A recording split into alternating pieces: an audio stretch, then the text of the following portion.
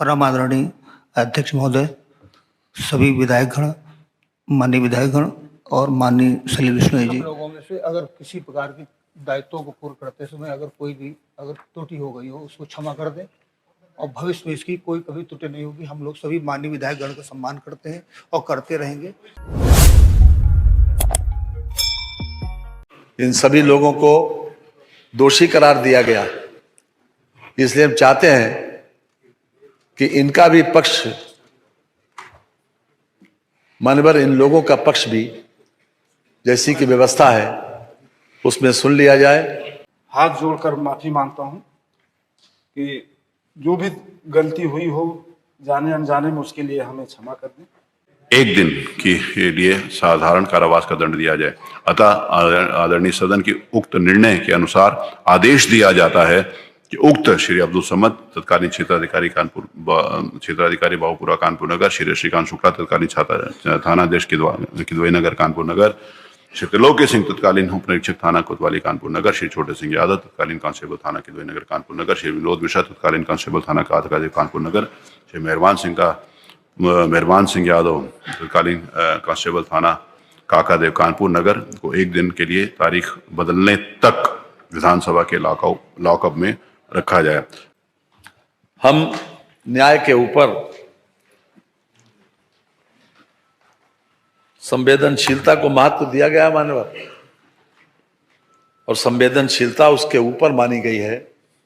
हम भी उसी परंपरा के निर्वहन के एक प्रकार से आदी हैं, इसलिए हम जरूर चाहेंगे, क्योंकि इन सभी लोगों को दोषी करार दिया गया, इसलिए हम चाहते हैं कि इनका भी पक्ष, मानवर इन लोगों का पक्ष भी जैसी की व्यवस्था है उसमें सुन लिया जाए। कम से कम इनको अपने बारे में सजा के लिए क्या कहना। लोकतंत्र में जो जनप्रतिनिधि चुन के आते हैं वो जनता के हितों के लिए ही बराबर, जब सत्ता में रहते हैं तो संसाधन जुटाकर, जब विपक्ष में रहते हैं तो अपनी आवाज बुलंद करके ये कोशिश करते हैं कि ज्यादा से ज्यादा जनहित हो सके। और जनहित के किसी काम के लिए जब कोई शांतिपूर्ण तरीके से किसी प्रकार से अपना ज्ञापन, अपना प्रतिवेदन देने जिलाधिकारी के वहां जा रहे हैं, तो जिस प्रकार का व्यवहार किया गया मानवर, वो अपने आप में अशोभनीय भी है, निंदनीय भी है और सजा योग भी है। इसलिए मानवर आपने यहाँ पर यह व्यवस्था की है कि सभी पूरी विधानसभा आज कोर्ट में परिवर्तित हुई, लेकिन किसी भी निर्णय से पहले, हम किसी भी प्रस्ताव से पहले ये जानना चाहेंगे कि आपका पक्ष क्या है। आपको भी कन्विक्शन के अंतराल पर कन्विक्शन के मामले में कि कितना दंड इनके लिए हो, इनको भी मान लिया, सुन लिया जाए कि क्या स्थिति है। मैं सुन लेता हूँ। आप यहाँ पर उपस्थित श्री अब्दुल समद, श्री श्रीकांत शुक्ला, श्री त्रिलोकी सिंह, श्री मेहरबान सिंह यादव, मैं आपको एक एक करके इस बात के लिए प्रिविलेज देता हूं कि आप अपनी बात कुछ कहना चाहते हैं तो कहिए। श्री अब्दुल समद। परम आदरणीय माननीय अध्यक्ष जी, परम आदरणीय माननीय सदस्यगण, परम आदरणीय तत्कालीन विधायक माननीय सलील बिश्नोई जी, मैं आप सभी लोगों का सादर चरण स्पर्श करते हुए प्रणाम करता हूं।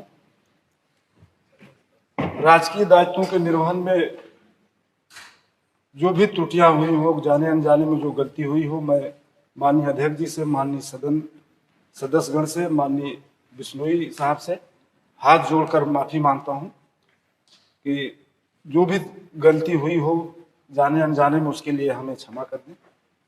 और बस इतना ही हमारा कहना है कि हम लोग जो भी हो, माननीय पूरे सदन से हम लोग माफी मांगते हैं। कोई अन्य इनमें से कोई अन्य व्यक्ति कोई बात अपना कहना चाहता है तो उसको? नहीं सर, आप पूछ लीजिए सबसे। चलिए, ये कुछ ये अपनी बात इनकी आ गई, श्री अब्दुल समद जी की बात आ गई, बाकी सभी का वही है। आप बोल रहे हैं कुछ? बोलिए। परम आदरणीय अध्यक्ष महोदय, सभी विधायकगण, माननीय विधायकगण और माननीय सलील बिश्नोई जी, आवाज आ जाएगी, बोलिए सीधा। हम लोगों में से अगर किसी प्रकार की दायित्वों को पूर्ण करते समय अगर कोई भी अगर त्रुटि हो गई हो उसको क्षमा कर दें और भविष्य में इसकी कोई कभी त्रुटि नहीं होगी। हम लोग सभी माननीय विधायक गण का सम्मान करते हैं और करते रहेंगे भविष्य में भी।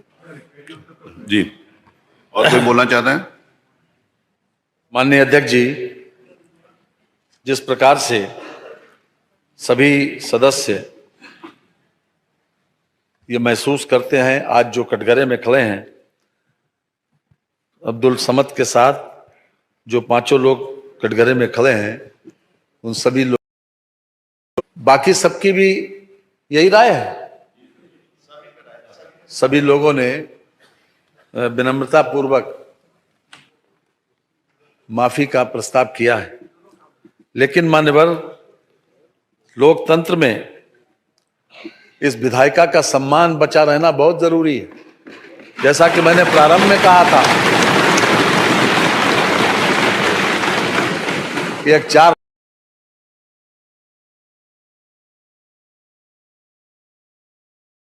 वो लोग केवल जनता के हितों में काम करते हैं।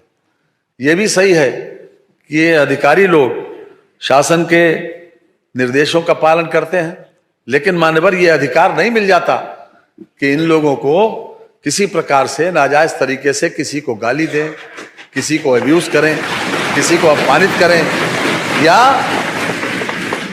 डंडा चलाएं। वहां पर कोई ऐसी परिस्थिति नहीं थी कि इस प्रकार का बल प्रयोग करें या किसी प्रकार से गाली दें, और इस प्रकार की स्थिति बाकायदा वीडियोग्राफी में आई है मानवर। ये सही है कि हम आपसे भी अनुरोध करेंगे कि संवेदनशीलता तो जरूरी है।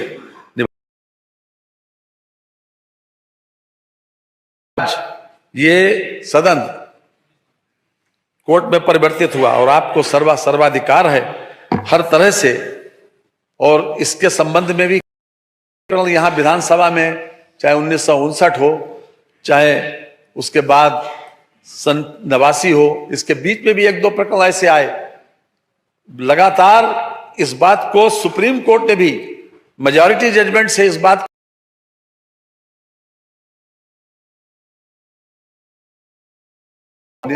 जो व्यवस्थापिका है वो किसी प्रकार से एक दूसरे के काम में हस्तक्षेप न करे, और हम समझते हैं कि यहाँ का ये फैसला, आपका जो फैसला किसी भी कोर्ट ऑफ लॉ में कोई चैलेंजेबल नहीं है मानवर।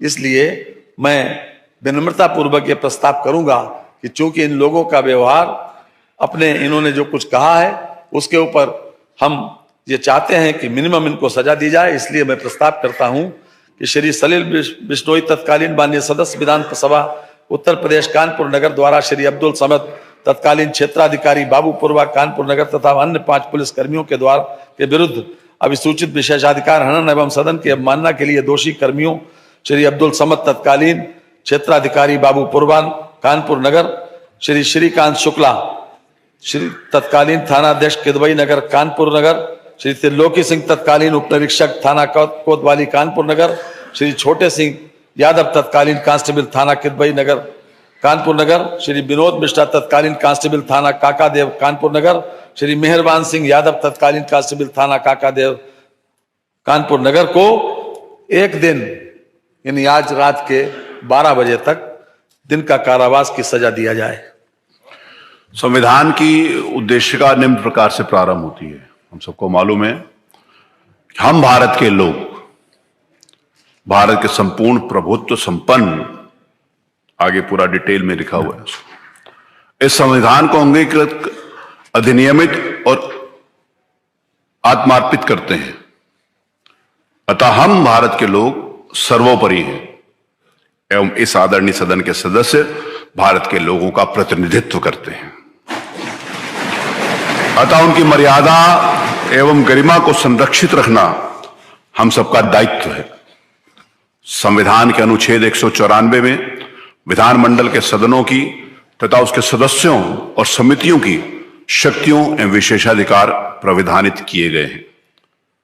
यह एक सत्यापित सिद्धांत है कि संविधान के अनुच्छेद 194(3) के अंतर्गत सदन विशेषाधिकार एवं अवमानना के मामलों में निर्णय लेने हेतु सर्वाधिकार धारित करता है तथा सदन का निर्णय इस मामलों में अंतिम होता है।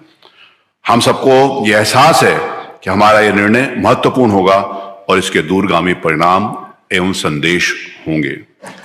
संविधान में न्यायपालिका, कार्यपालिका एवं विधायिका की शक्तियों को पृथक पृथक रूप से परिभाषित किया गया है। इन शक्तियों के पृथक्करण एवं सिद्धांत हमारे संविधान की जीवन रेखा हैं। यदि इन तीनों संवैधानिक संस्थाओं द्वारा एक दूसरे के अधिकारों एवं शक्तियों में अतिक्रमण किया जाएगा तो उसके परिणाम नकारात्मक होंगे और ये संस्थाएं शनय शनय समाप्त हो जाएंगी। हमारा ये दायित्व है कि संविधान निर्माताओं ने जो योजना बनाई है हम लोग सम्मान करें और अपने अधिकारों का प्रयोग अपनी सीमा के अंदर रहकर करें। जनप्रतिनिधियों के लोकतांत्रिक अधिकारों एवं कार्यपालिका द्वारा सीमित नहीं किया जा सकता। इसी प्रकार से विधायिका द्वारा भी कार्यपालिका की सीमा में अनधिकृत हस्तक्षेप नहीं किया जा सकता। विधायिका तथा न्यायपालिका के परस्पर संबंध में अपने दायरे में रहने चाहिए। विशेषाधिकार एवं सदस्यों की अवमानना की जो शक्ति सदन को प्रदत्त की गई है वह इसी उद्देश्य से प्रदान की गई है कि सदन अपनी कार्रवाई सम्मान पूर्वक एवं मर्यादित ढंग से कर सके एवं सदन के सदस्य अपने अधिकारों का शांतिपूर्वक प्रयोग कर सकें। आज हमारे समक्ष कतिपय सरकारी कर्मचारियों की दोष के आधार पर दंड देने के प्रश्न पर विचार किया जा रहा है।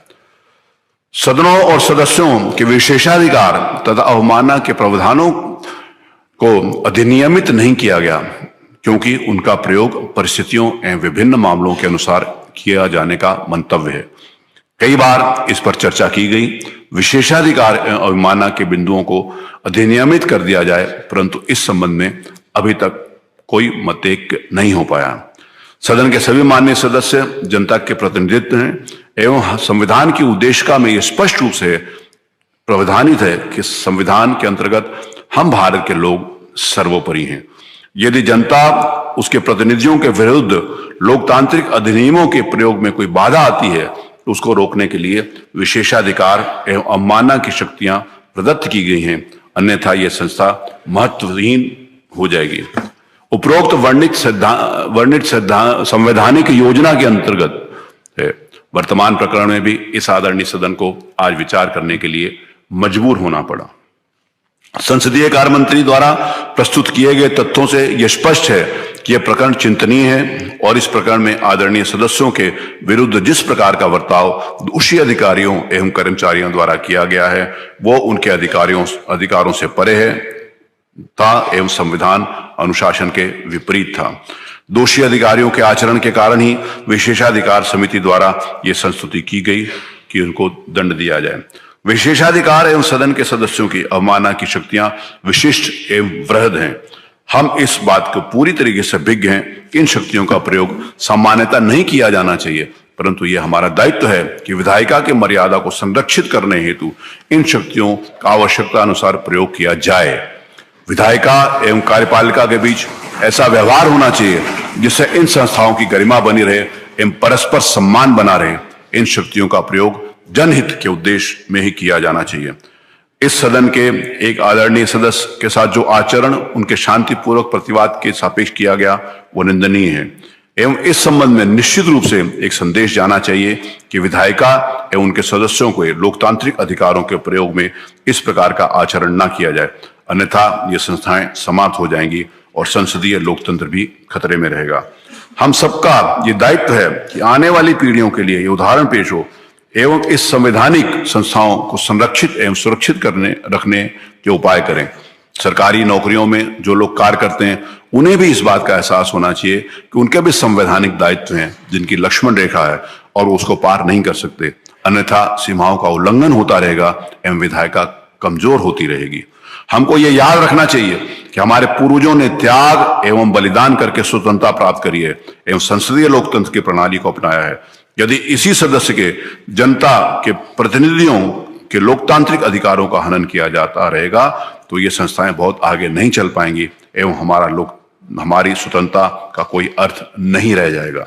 सदन एवं उसके सदस्यों को ये शक्तियां किसी के डराने धमकाने दंडित करने के उद्देश्य नहीं बनाई गई, परंतु इस कारणवश अस्तित्व में आई कि सदनों की गरिमा, मर्यादा एवं उनका संवैधानिक महत्व बना रहे एवं संसदीय लोकतंत्र सुदृढ़ हो। शासकीय अधिकारियों को संविधान के अनुच्छेद 311 में कतिपय संरक्षण प्रदान किया गया है, जिसके अंतर्गत यह प्रावधानित किया गया है कि किसी भी व्यक्ति को जो संघ या सिविल सेवा या अखिल भारतीय सेवा या राज्य की सिविल सेवा का सदस्य है, उसको सुनवाई का अवसर दिया जाना चाहिए एवं विधिवत जांच के उपरांत ही सेवा से हटाया जा सकता है अथवा पदच्युत किया जा सकता है। संविधान के अनुच्छेद 11 के खंड 2 में यह प्रावधानित है कि यदि सशक्त प्राधिकारी का यह समाधान हो जाए कि किसी कारण से ऐसी जांच कराया जाना युक्त रूप से साध्य नहीं है, तो उसके बिना भी अधिकारी को सेवा से हटाया जा सकता है। इसके साथ ही संविधान के अनुच्छेद 194 के अंतर्गत विधानमंडलों, सदनों तथा उनके सदस्यों के विशेषाधिकार एवं अवमानना की शक्तियां प्रावधानित की गई हैं। संविधान के अनुच्छेद 194(3) के अंतर्गत यह स्पष्ट रूप से प्रावधानित किया गया है कि विधानमंडल के किसी सदन अथवा सदस्यों की समितियां की शक्तियां, विशेषाधिकार और अनुमतियां ऐसी होंगी जो वो विधानमंडल समय समय पर निश्चित करे।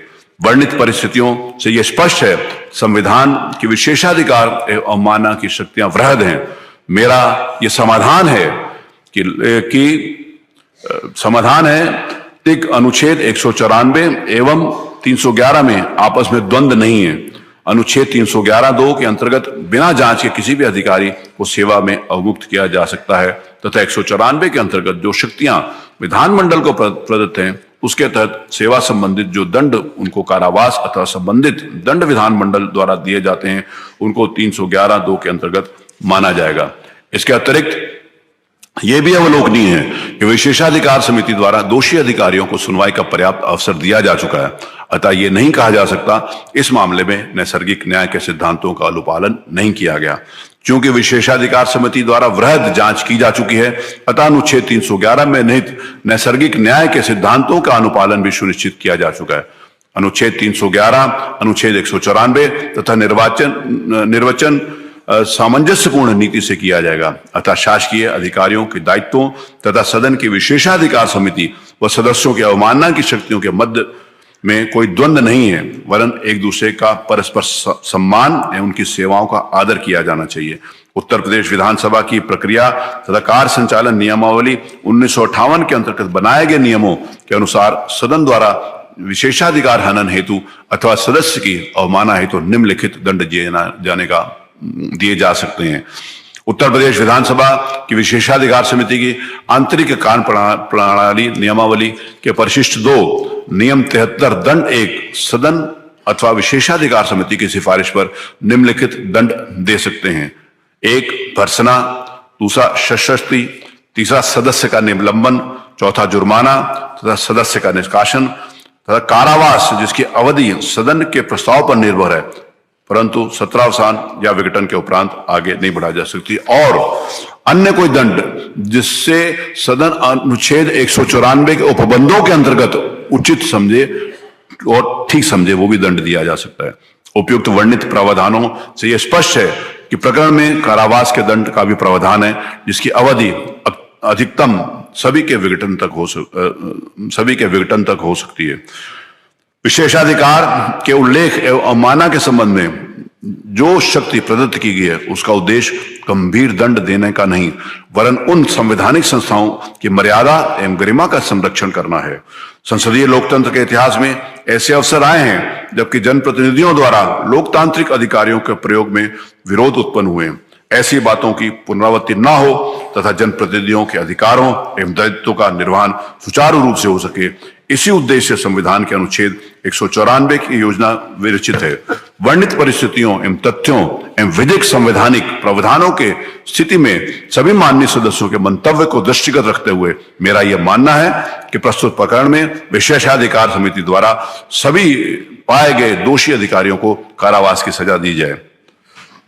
मैं माननीय संसदीय कार्य मंत्री द्वारा जो प्रस्ताव किया गया है कि प्राय एक दिन का मतलब 24 घंटे होता है, लेकिन उन्होंने जो प्रस्ताव किया है मैं उससे सहमत हूं और आज भर के लिए ये एक दिन का मतलब आज भर के लिए इम्प्रिजनमेंट की कार्रवाई होगी। यहाँ पर ऊपर विधानसभा परिसर के अंदर ही शुरू से जिस समय विधानसभा बनी थी और कानून के ये व्यवस्था इस बात को ध्यान रखा गया था कि अगर कभी ऐसी परिस्थितियां आएंगी तो यहाँ पर ऊपर एक सेल है जहाँ पर जेल का वो प्रावधान है, तो वहाँ पर इन लोगों को ले दिया जाएगा, क्योंकि सारे जो यहाँ पर उपस्थित हैं इन्होंने माफी मांगी है और इनको उदारता पूर्वक अपनाते हुए, नहीं तो पुरानी जो समिति थी उन्होंने इनके निलंबन का भी प्रस्ताव किया था, इनका वो और बहुत गंभीर दंडों का प्रस्ताव किया था, लेकिन माननीय संसदीय कार्य मंत्री और इस सदन का मंतव्य है क्योंकि इनके आचरण, इनका व्यवहार और उन्हें क्षमा चाहिए, इसीलिए इनको 1 दिन का दंड दिया जाता है। मैं प्रश्न ये है कि माननीय सलील बिश्नोई तत्कालीन सदस्य माननीय विधानसभा उत्तर प्रदेश कानपुर नगर द्वारा। माननीय अध्यक्ष जी, मैं कुछ निवेदन करना चाहता हूं। जी। विशेषाधिकार समिति के संस्कृतियों के अनुसार इनको तलब किया गया है।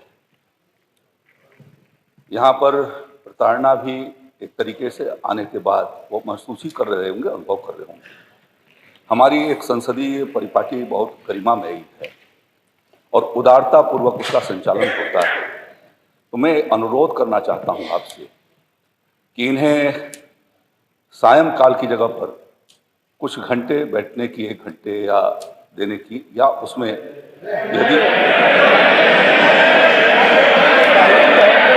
मुझे अपनी बात कहने दीजिए। मेरा यह अनुरोध होगा कि हमारे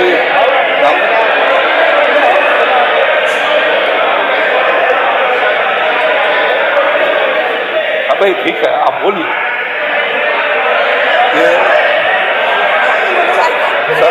सदन की गरिमा हमारी उदारता पूर्वक संचालित होती रही है और लोकतंत्र के भीतर उदारता और सरलता महत्वपूर्ण है। मैं अपनी बात कह रहा हूँ, आप जो कहेंगे वही होगा, तो विकास तो आपको ही कहा। इसलिए ये मेरा कि इस पर एक बार पुनर्विचार करने की कृपा करें। माननीय संसदीय कार्य मंत्री, माननीय संसदीय कार्य, माननीय अध्यक्ष जी, अध्यक्ष पीठ से निर्णय होने के बाद मान्यवर अब ये उस पर विचार या पुनर्विचार होने की आवश्यकता नहीं है मान्यवर। ठीक है। लेकिन मान्यवर आप संवेदनशील हैं और आपने बड़ी उदारता पूर्वक इसको दिया है। मेरा आपसे अनुरोध है कि चलिए मुझ पे छोड़िए। ये आप लोगों पर के साथ व्यवहार जो है वो ठीक हो और पानी की, भोजन की व्यवस्था मान्यवर आप करवा देंगे तो अच्छा रहेगा।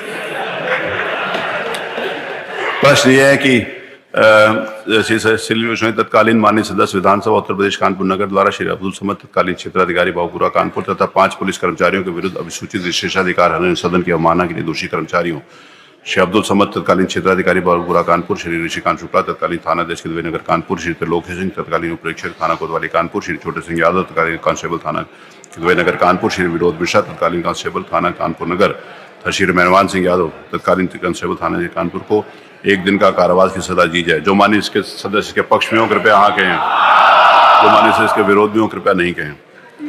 हाँ की सर्वसम्मति से ये प्रस्ताव स्वीकृत हुआ।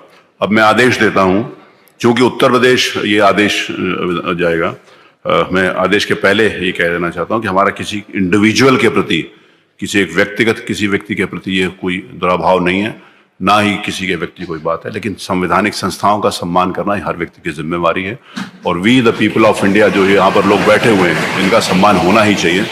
अब उसके बाद, क्योंकि इस बात की सभी माननीय सदस्यों ने इस बात को कहा है, माननीय संसदीय कार्य मंत्री जी द्वारा जो प्रस्ताव प्रस्तुत किया गया है उससे सदन उसकी स्वीकृति दे चुका है, तो उसके आधार के ऊपर यह आदेश है कि चूंकि उत्तर प्रदेश विधानसभा ने अपनी दिनांक 3 मार्च 2023 की बैठक में यह निर्णय लिया कि एक श्री अब्दुल समद तत्कालीन क्षेत्राधिकारी कानपुर नगर, श्री ऋषिकांत शुक्ला तत्कालीन थानाध्यक्ष कानपुर नगर कानपुर, श्री त्रिलोक सिंह तत्कालीन उप निरीक्षक थाना कोतवाली कानपुर नगर, श्री छोटे सिंह यादव तत्कालीन कांस्टेबल थाना किदवई नगर कानपुर नगर, श्री विनोद मिश्रा तत्कालीन कांस्टेबल काकादेव कानपुर नगर एवं श्री मेहरबान सिंह यादव तत्कालीन कांस्टेबल थाना काकादेव कानपुर नगर को श्री सलील बिश्नोई के तत्कालीन सदस्य माननीय सदस्य विधानसभा उत्तर प्रदेश कानपुर नगर के विशेषाधिकार हनन एवं आदरणीय सदन की अवमानना के दोष में 1 दिन के लिए साधारण कारावास का दंड दिया जाए।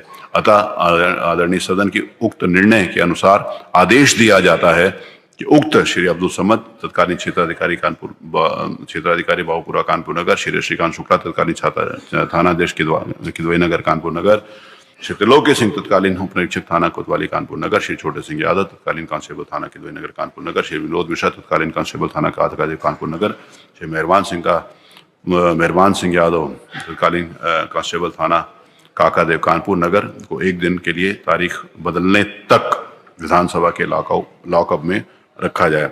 मार्शल विधानसभा उत्तर प्रदेश उक्त समस्त अभियुक्त गणों को सजा भुगतने हेतु लॉकअप में ले जाएंगे। मेरा ये आदेश मेरे हस्ताक्षर है मोहर से आज दिनांक 3/2023 को पारित किया जाए। वहां पर कारावास में किसी भी प्रकार का कोई पीड़न कोई वो नहीं होगा। पूरे सारी प्रकार की सुविधाएं जो अनुमन्य हैं, जैसे माननीय संसदीय कार्य मंत्री ने कहा कि भोजन इत्यादि की सारी व्यवस्था रहेगी, वो होगा। तो अब मार्शल को आदेश है कि इन सब लोगों को यहाँ से ले जाएं।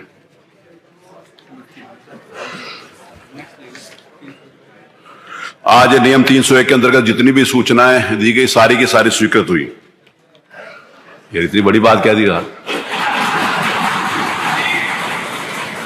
वित्तीय वर्ष 2023 पर आय व्यय के अनुदानों पर चर्चा एवं मतदान। माननीय मंत्री जी, कृषि मंत्री जी, प्रस्ताव पढ़े। अगर आपने हमारे चैनल को सब्सक्राइब नहीं किया है तो आम पब्लिक चैनल को सब्सक्राइब कीजिए और हाँ, बेल आइकन जरूर दबाइए।